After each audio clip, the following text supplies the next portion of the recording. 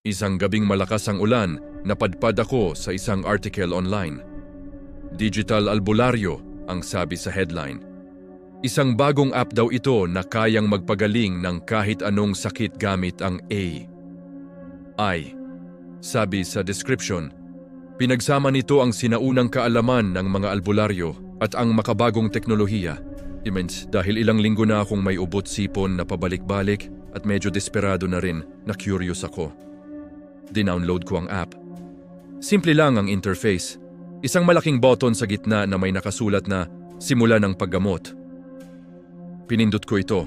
Nag-scan daw ang app gamit ang camera ng phone ko. Lumabas ang resulta. May naninirahang lamig sa iyong katawan. Nagbigay ito ng listahan ng mga halamang gamot na dapat kong inumin.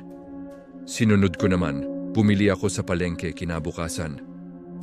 After a few days parang gumaan nga ang pakiramdam ko. Nawala ang ubo ko. Wow, legit nga sabi ko sa sarili ko. Makalipas ang isang buwan, sumakit naman ang likod ko. Sobrang sakit na halos hindi ako makatayo. Naalala ko ang digital albularyo. Pinuksan ko ulit.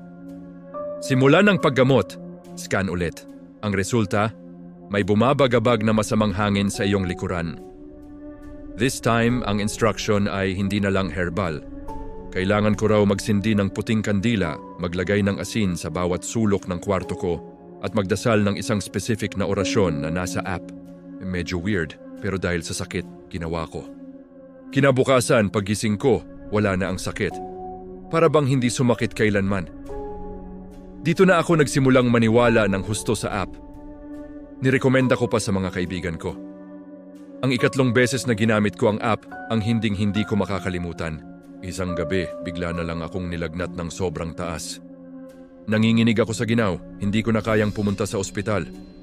Ang tanging naisip ko ay ang digital albularyo. Binuksan ko ang phone ko, nanginginig ang mga kamay. Pinindot ko ang simulan ang paggamot sa pangatlong pagkakataon. Pero this time, iba na. Pagkatapos ng scan, hindi listahan ng gamot o ritual ang lumabas.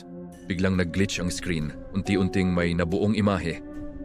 Isang virtual avatar, isang matandang lalaki na nakaputi, malalim ang mga mata at may ngiting nakakakilabot. Biglang may boses na narinig mula sa phone speaker, isang boses na garalgal at parang galing sa ilalim ng lupa. Binabati kita, sabi ng avatar. Ikaw ay isa sa mga piling gumamit ng aming serbisyo ng 3 beses. Nakikita kong malubha ang iyong karamdaman. Ang mga naunang lunas ay pansamantala lamang.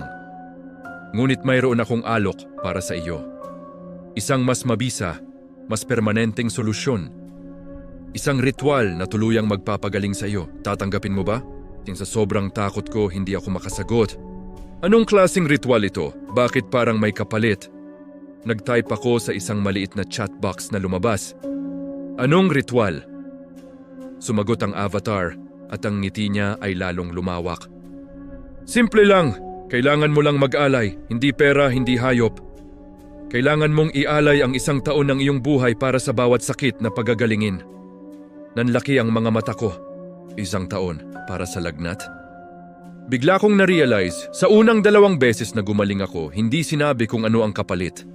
Napaisip ako, nabawasan na ba ako ng 2 taon sa buhay ko nang hindi ko namamalayan? Hindi, mabilis kong type. Ayoko. Biglang nagbago ang mukha ng avatar, nawala ang ngiti, napalitan ito ng galit. Ang mga mata niya ay nag-apoy na pula. Hindi mo maaaring tanggihan ang alok. Nakatali ka na sa kasunduan mula pa noong unang beses kang gumaling. Nagsimulang mag-vibrate ng malakas ang phone ko. Ang ilaw sa kwarto ko ay nagsimulang mamatay-sindi. May naririnig akong mga kaluskos sa paligid. Mga aninong gumagalaw sa gilid ng aking mga mata. Sinubukan kong i-off ang phone pero ayaw. Sinubukan kong isara ang app pero naka-freeze ito sa mukha ng galit na avatar. Ang iyong katawan ay pag-aari na namin, sigaw ng boses mula sa phone. Kung hindi mo ibibigay ang hinihiling namin, kami ang kusang kukuha. Sa sobrang takot, ibinato ko ang phone sa pader. Nabiyak ito at namatay ang screen. Humiga ako sa kama, nanginginig, nagtatakip ng kumot. Akala ko tapos na, pero narinig ko ang boses, hindi na mula sa phone, kundi sa loob mismo ng kwarto. Isang bulong sa tabi ng tenga ko.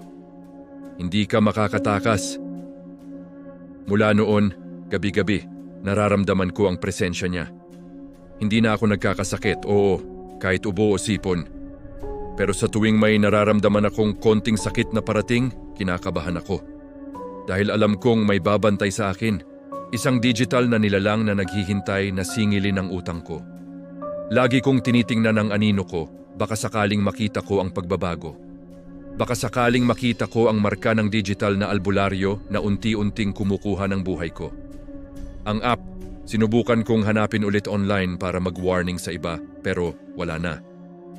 Para bang hindi ito umiral kailanman. Para bang ako lang ang nakakaalam. Kaya mag-ingat kayo sa mga dina-download ninyo. Mag-ingat sa mga solusyon na parang napakadali dahil minsan ang lunas na inaalok ng teknolohiya ay may kapalit na hindi kayang bayaran ng pera. Kapalit na kaluluwa mo mismo. Hanggang ngayon, naririnig ko pa rin ang bulong niya tuwing gabi. At alam kong balang araw, babalik siya para maningil.